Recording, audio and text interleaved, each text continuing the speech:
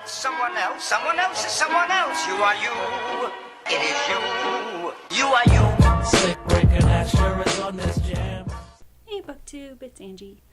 It's always funny whenever I decide to film from this angle and I get to see like Book Hoarder Central behind me, but it actually looks worse on camera than it is in person. If I had like one more shelf against that back wall, I could probably fix all that, but as small as this room is, I would probably have to block my window to do that, and I guess technically I could do that, but I don't really want to block my window because I like my natural light when I can get it in here. So yeah, the stash. But I was just thinking though, when I turned on the camera, and I was like, oh, that's a little embarrassing. But then I thought, no, it's not embarrassing, because the majority of these books I got on super duper discount. And now when I come in this room, I kind of feel like I have like the best bookstore ever here all the time. And stock is constantly rotating because I do practice books in, books out. It's just my books out take a little bit longer to get out than my books coming in, but we've all been there. Anywho, the other thing I was going to mention in this video is I'm in the process of growing my hair long again because, I don't know, for some reason I just miss my tresses I used to have. I did the short thing for a while, and I tend to go through phases where I like it long and then I want to chop it off, and then I like it long and then I want to chop it off. Well, I'm starting to get into the long phase again. You know, it's just weird because we're going into warmer weather, so you'd think I'd want less hair, but I just miss my shoulder length hair. So I'm in the process of growing it out because I had it cut to kind of a bob before, but it was layered, so my pieces of hair are all in kind of weird different lengths, and it is growing out, but as my hair grows out it tends to do these natural finger wave looking spirally things, and they just kind of do what they want to do. So long story short, you may see some interesting attempts at me to figure out ways to pin this so it looks relatively normal until it gets to an actual normal length that doesn't look sea serpent-ish. So, anywho, this video is to talk about some books I was sent for review that I thought some of you guys might be interested in. They feature bullying themes or anti-bullying themes, and these are going to be for younger readers. One book I have is for like kids that are just starting to read. It's a picture book where they could read it themselves, or parents could read it to your kids.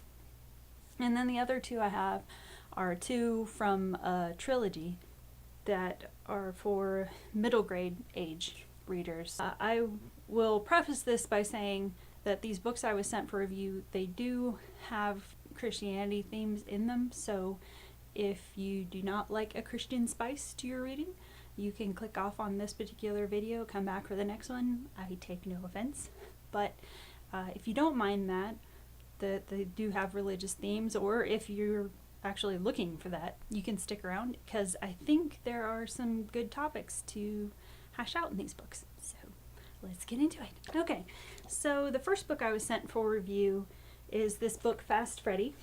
This is written by Lee Ann Mancini, and the illustrations are done by Dan Sharp. And it says on the back that Dan has done work for Disney, Warner Brothers, and American Greeting Cards, and this book is stunning as far as color and vibrancy and all of that. And the storyline is just really adorable, and I think is really going to get little kids excited for Freddy in the story. This book is part of a series that Lee Ann Mancini is doing, Adventure of the Sea Kids series. There's another book in the series right now called What a Bragger, and I will post my written review below. If you look at that, there's a link to get either book. I contacted the people that had sent this to me to be reviewed because I had tried to leave my written review on a book retailer site like Amazon or Barnes & Noble or something like that, and nobody I could find could recognize this ISBN for some reason. The only place I could find to purchase it right now is through the actual publishing company, which is GLM Publishing. They're an indie company. So, and I did notify the people that sent this to me for review and said that for whatever reason, Amazon is not recognizing this ISBN. So until that gets figured out, if you do want to get these books, you can go directly to GLM Publishing and purchase it from their website. These books run, I believe it's $6.99 a piece. And then I think the shipping varies depending on where you are. I just, as a test run, I plugged it in for where I am, and for North Carolina it came up $2.50. So it's probably not that bad, because these are very thin, like, you know, document size. You know, they could probably put it in a photo mailer or something. Just a heads up if you watch this and you're interested in finding out where to get these. This all takes place, as you can imagine, underwater. It's very Finding Nemo-esque. And this tells the story of Freddy, he's an octopus, but he actually has the head of a shark. And he transfers to a new school and is struggling right away to fit in because the fish are pointing at him and going, "What's wrong with you? You have the head of a shark." And the teacher at the school is actually a mermaid. And she points out to the kids, "Well, you like me, and I'm half human, half fish. So how silly does that seem that, you know, we're going to immediately point out people's differences?" This is give you an idea of the colors and things. So this is Miss Mermaid. She is the teacher, and she's introducing Freddy, and then has to point out that we shouldn't make fun of Freddy because everybody has their differences and everybody's a little bit different from each other. This is nothing to do with the actual storyline. I just thought this was really adorable. Speaking of the illustrations, the school bus that comes and picks the kids up, it kind of reminded me of the Magic School Bus thing. But the thing that cracked me up the most was there's this fish that reminded me so much of me when I was going to school. Let's see if I can close in on that. You see that guy in the corner with the little lunchbox and the tired eyes? Yeah, that was me every morning going to school.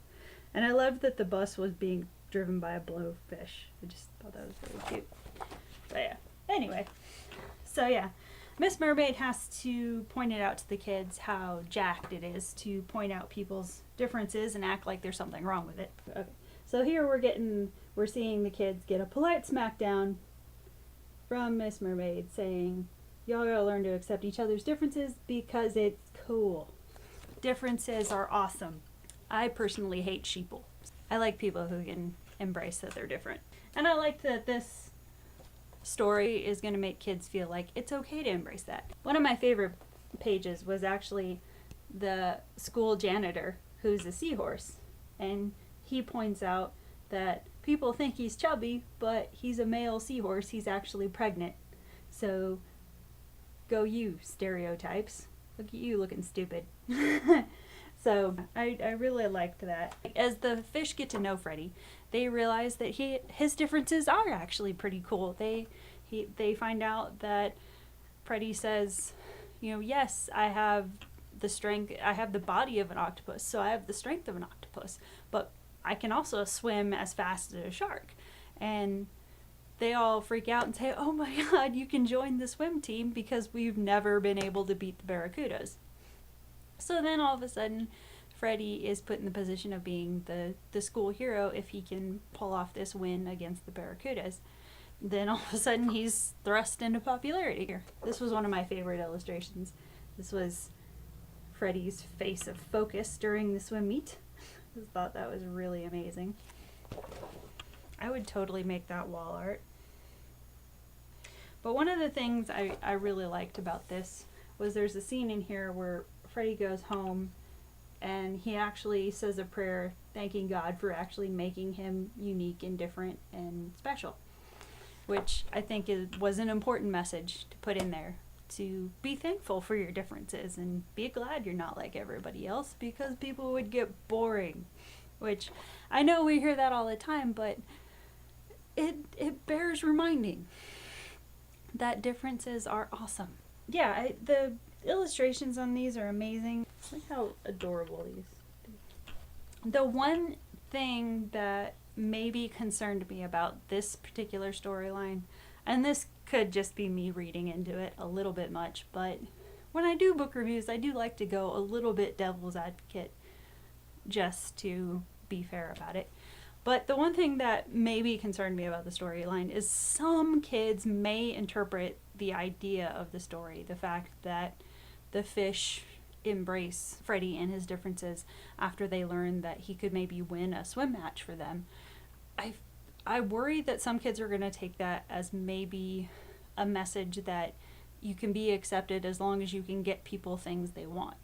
That would be my one concern. But I would say that if that does come up, or, you know, if parents are reading this to their child and they're getting the same vibe, you can just explain that that's not the case, or, you know, just clarify that for your child, and say, no, people should be embraced all around, not just because they do something for somebody.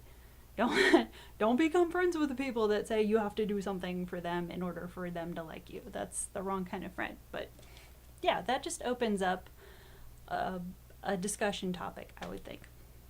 But overall, I would highly recommend this. They're really cute books. I forget her name, but the blowfish girl on the back, I think she's the main character in the next book, What a Bragger, I believe. If you have a child that's really interested in underwater worlds, or if you're just looking to add books to their library that have really good moral messages and really engaging stories for them, I would highly recommend that one.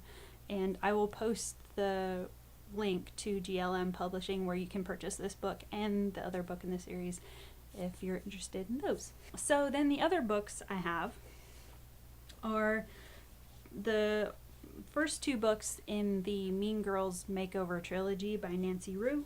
I was sent the second book, You Can't Sit With Us, for review, but I didn't have the first book, so I had to go track down a copy of the first book. Now that I have them, I can tell about them both. So this is the first book in the series. The idea of the series is it looks at one middle school and two groups of girls in particular. One is the popular girl and her clique, and then one group of girls is like the main target for this bully popular girl. Each book in the trilogy looks at a different perspective of the same situation. So book one looks at the bullying situation from a bystander point of view, and book two looks at the perspective from the victim's point of view, and then book three will be from the bully's point of view. So book one, we meet Tori and her friends Ophelia and Winnie, I believe are their names. They go to, what's the name of school?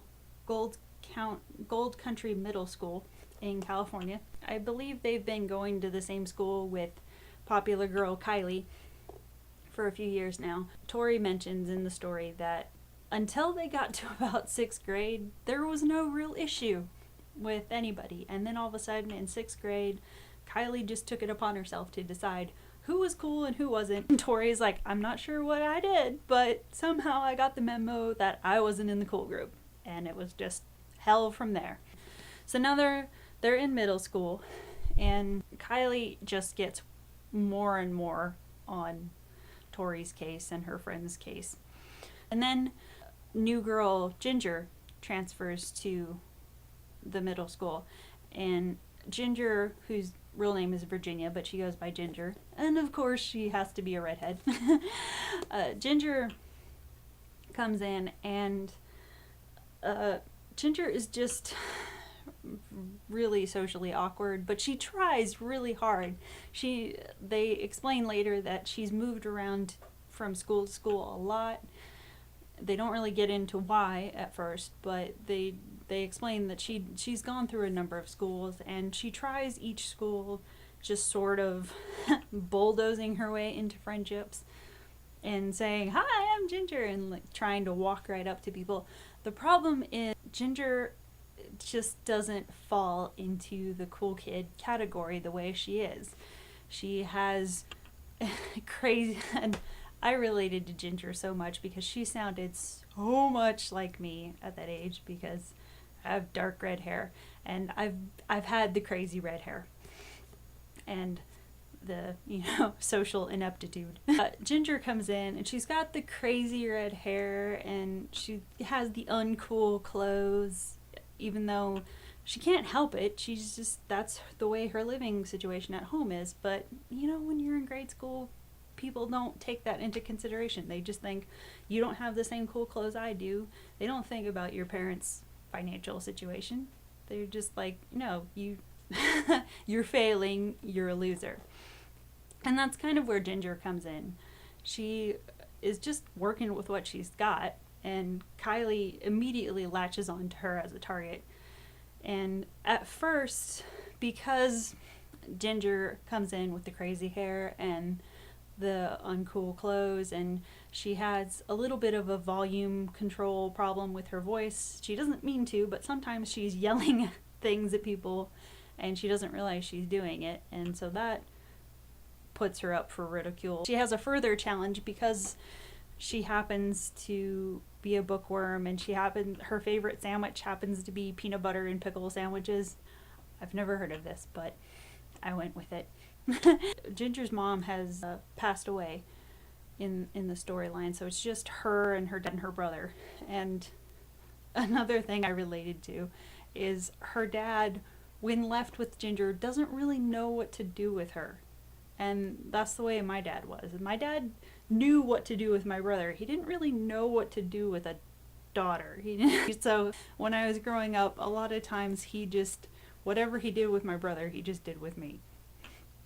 And so that played a big part in why I grew up so tomboyish, and played a part in why I struggled to get in with the cool girls when I got into school, because until I got around them, I didn't realize there was an issue with me knowing how to work with carpentry tools and knowing how to swing a baseball bat or play football or play soccer or know my way around Home Depot stores. I didn't realize there was an issue with that, or the fact that I didn't really know how to work with makeup or do my hair and things because those things weren't important in my house.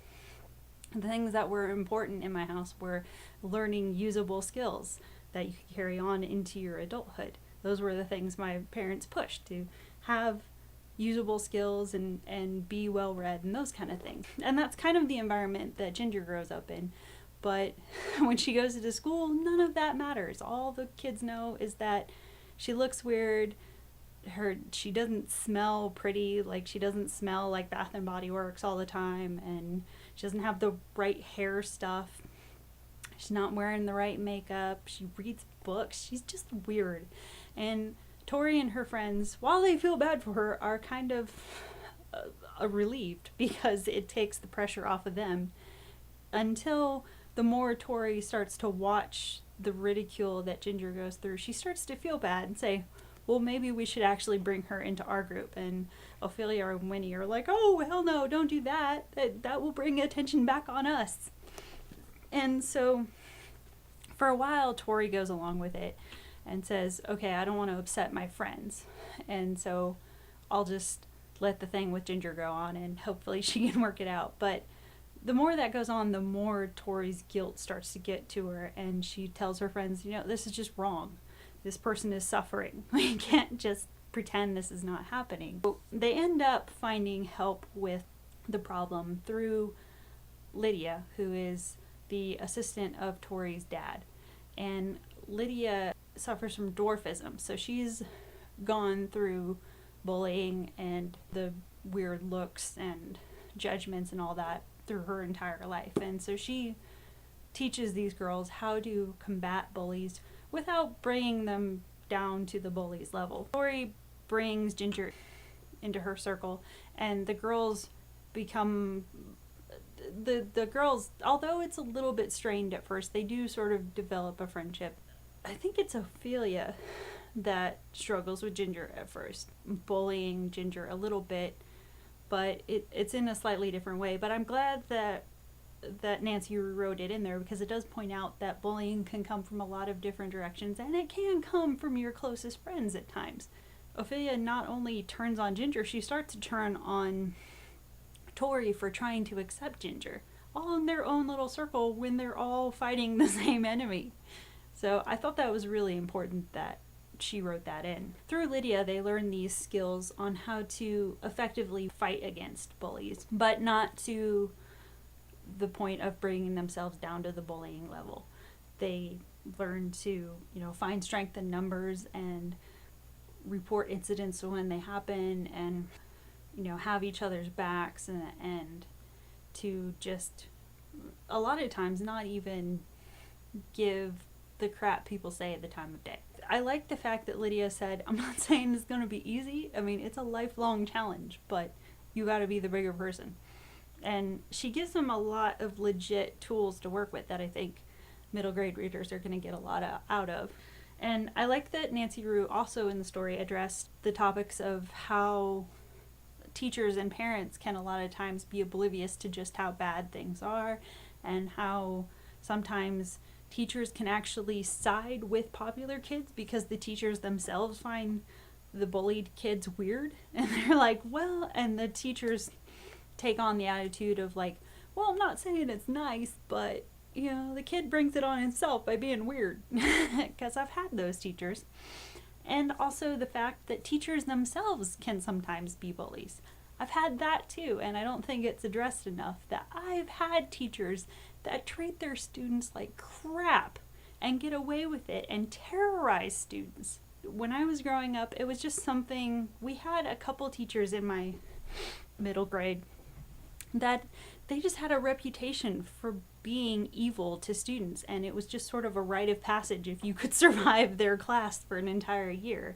And it's so wrong that teachers get away with that crap, but they did back. I don't know how much it's addressed now, but when I was in middle grade, a lot of it just was overlooked and said, oh, well, it's just a part of growing up.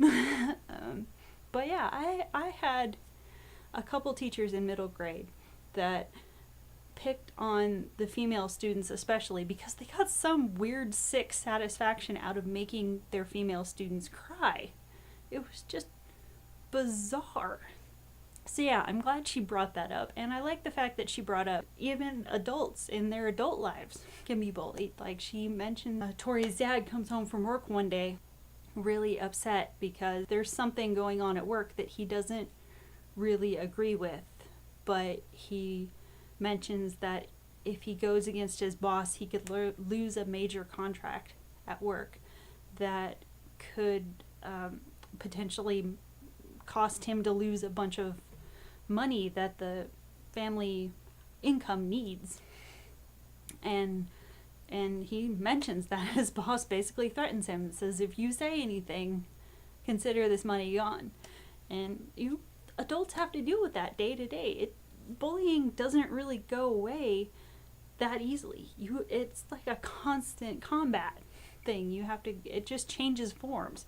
So I think anything that can start early and teach kids how to fight it early, it'll make it so much easier when they get to our age, right? So yeah, the thing about this first book is the plot line itself wasn't especially riveting. I wasn't like turning pages like crazy, but I think it gave a good starting point to at least start the discussion. But then I got into book 2. I found book 1 good, but I was much more drawn into book 2. This one is from Ginger, the victim's point of view. We get to know a lot more about her actual at-home situation and what the story was with what happened to her mom and why her mom's not around anymore, how that affects her day-to-day life. So we have a lot more of that backstory in this one.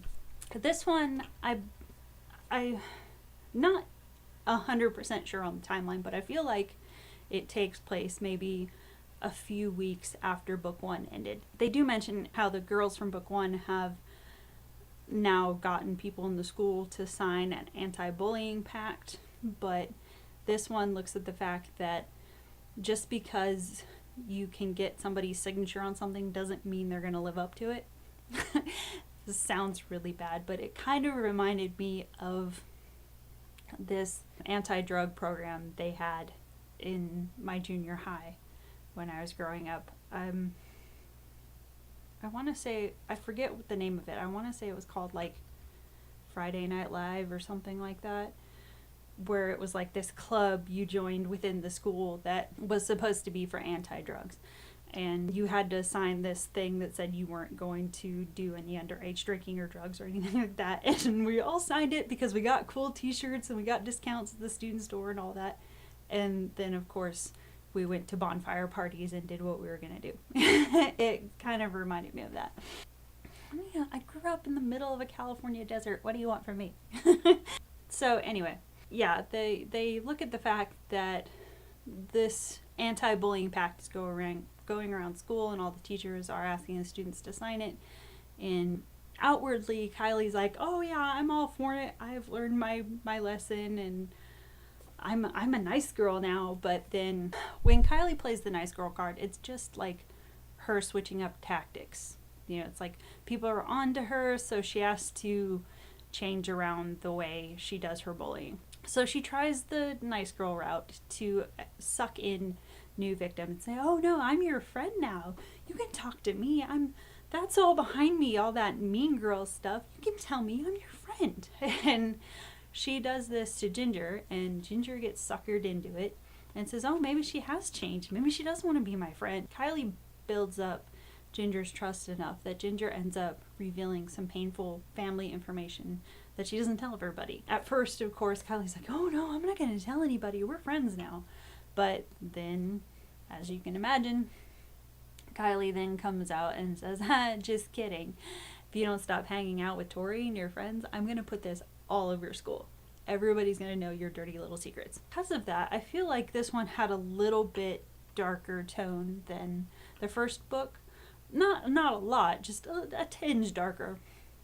Maybe because it was from the point of view of the victim rather than the bystander. We get much more into the situation in this book. And so Ginger, she gets blackmailed into pulling away from her friends because she did reveal some stuff that she doesn't really want everybody to know, because she doesn't want things to be even worse for her socially. But then it turns out it doesn't matter, because Kylie decides to make her life hell anyway. And one of the things that makes this book, I thought, a little bit darker than the first one is this one actually gets into Kylie branching out into cyberbullying and putting nasty things on Twitter and finding a way to hack into Ginger's email and send nasty emails and letters and stuff to all of Kylie's friends and family. And remember, these are supposed to be just grade school kids that are doing this. Kylie's attack on Ginger in all the different forms gets so escalated that at one point Ginger's life is physically threatened. Like, legit physically threatened. And Kylie tries to pin it on Tori and said, "Oh, Tori put you in this situation." It gets kind of crazy near the end. The fact that all this is going on before they even got to high school. But Lydia comes back in this story, and Lydia gives more tools to Ginger as far as battling Kylie. It sounds weird because they gave him a lot of good stuff to work with in the first book, but it's almost like Kylie is like this super demon bully as far as like middle grade standards, where you just need something stronger to battle her particular bit of evil. So Lydia comes back and teaches Ginger more things that she can use to implement against Kylie's attacks. One of the things that Lydia teaches her that I can attest really does work is Lydia teaches her how to stone face people, which basically it's something I've been doing pretty much since birth. Whenever people bother me, it's known in my family that I can just drop all emotion, all everything from my face if somebody is giving me crap, and I can just I can just go completely lifeless in my eyes and get this cold, dead stare. And my mom says I somehow have known how to do it pretty much from the womb. That if I am feeling particularly uncomfortable with somebody, all the life drops out of my eyes. And you can say whatever you want to me, and it just... And Lydia teaches Ginger how to sort of center herself and find out how to do that, because it irks the crap out of your bullies when you know how to do that. When they get absolutely no response whatsoever, oh my god, it gets under their skin. And it's the best feeling ever to see somebody walk away after they realize they're not getting anywhere with you. So yes, I highly recommend learning how to stone face people, because they'll just, whatever, because the longer you do it, the more your bully will start to look really stupid, because they'll start to huff and puff more and start to curse more and try to get more in your face, and you're just like, you done? It's the best. So I was really glad she taught her how to do that. The other thing she teaches her that I found really moving, I got a little bit choked up when Lydia teaches her this, but Lydia takes a pack of Post-its and tells Ginger, I want you to think of every name or label somebody has put on you and write it on a Post-it. And so Ginger is just filling out all these Post-its, and Lydia takes them all and she starts sticking them on Ginger's body. And at first Ginger feels really bad, like, oh, we're making a joke out of me. And Lydia's like, no, hear me out. All of these Post-its are labels that somebody stuck on you. They have nothing to do with the person underneath, and you can take them off anytime you want. For everyone that you know is not true, rip it off. And it doesn't matter. You're still the same underneath. Those labels are gone once you rip them off. It doesn't matter. You can take them off whenever you want to. And just, I don't know, just the image of that, it just had a lot of power to that. Even as an adult, I found a lot of power in that. That the image of just ripping off labels and saying, it's still the same underneath. Core is exactly the same. Whatever you said to me is on the floor now. It's just, thought that was brilliant. Ginger also incorporates this thing that is really effective, but I found hilarious. Lydia points out that a lot of times we want to say things in a situation that can be hurtful to the other person. We reach that point where we kind of want to hurt them back, and we want to throw our own barbs, and we feel like it might feel good for a minute, but in the long run it doesn't really help the situation that much usually. When she teaches Ginger that, Ginger takes up this notebook that she starts to call Things I Decided Not to Say notebook. And whenever she has like a little barb or a little sarcasm or under her breath thing that she feels like she wants to say, she writes it in the notebook. And then it never gets said, and it doesn't make the situation worse, and eventually the situation that's bothering her will find a way to diffuse by itself. But, which I liked the idea, but I just cracked up at the image, because I was thinking, if I did that in my life, you guys would click on, you wouldn't even see my books, you just see walls of notebooks behind me of all the things and every situation in my life I decided not to say anything about. Of all the times I decided I was going to hold my tongue and be the bigger person, I would have just wall-to-wall notebooks all over the place if I saved one from like my entire life. So I don't know, I just got a big kick out of that. But the sentiment behind it is good. And I also like the fact that Lydia talks with Ginger about people being their own worst bully a lot of times, which I am 100% guilty of. And I think I've mentioned it on this channel before that I am really bad about being my own worst bully. I have people say things to me, even now, that can sting, but I have a bad habit of taking some little thing that somebody said that maybe hurts in the moment, but in the long run is pretty insignificant and shouldn't really matter, but my brain will hold on to it and find some way to turn it into its own little brain bomb that will continue to stab me for weeks, months, years on end, and I will just mentally and emotionally eviscerate myself with all of this self-hate in my head. And it's just, I don't know, I have always associated it with the fact that I come from one side of my family has rampant, really hardcore mental illness and depression all through the family tree. And I feel like I've had a lifelong battle with it, with having good and bad days and having bright periods and really dark periods.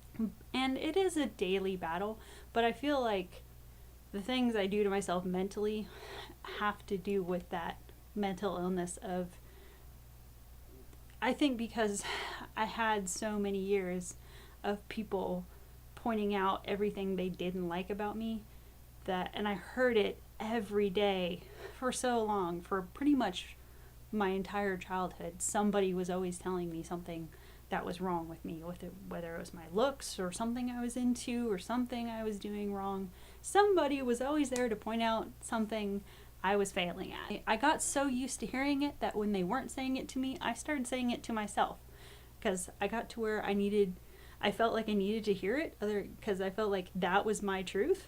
It's a really sick way to live, and it's really hard to break once it's in your head, and it's something I struggle with every single day, even though there is the part of my brain that says this is stupid, you know it's made up, you know you're doing this to yourself, you know it's not true, stop it.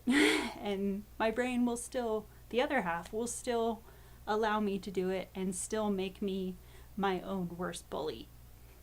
And so that's why I like to tell people that whatever you say to me, believe me, I'm going to be 1,000,000 times harder on myself. Always will be. And it's just an unfortunate part of my personality that I don't know if I will ever completely break. It'll just be a constant battle. But I am glad that Nancy Rue brought it up in this book, and even brought it up, especially the fact that it's a middle grade book. Again, addressing things early on, so that kids that are growing up and reading this, they can know before they get to my age that it's not that there's something wrong with them. It's just the messed up world we live in that gets you to feed off of these things. But maybe if they read books like this, they can find tools to live in a more healthy headspace. There weren't a lot of books like this when I was growing up. I just kind of had to deal with it. There were so many good topics that were really delved into in this book, and I felt a lot more kinship with Ginger, especially in this book. I mean, in the first book, she was the character I associated most with, because I could see so much of my grade school self in her, and then when I read this book, I was like, yep, definitely Ginger.